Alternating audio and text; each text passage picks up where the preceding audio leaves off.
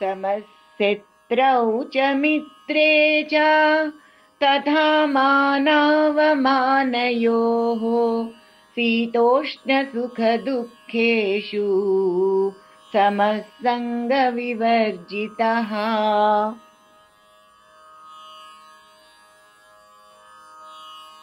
तुल्यनिन्दास्तुतिर्मौनी सन्तुष्टो येन केनचित् अनिकेतः स्थिरमतिः भक्तिमान् मे प्रियो नरः।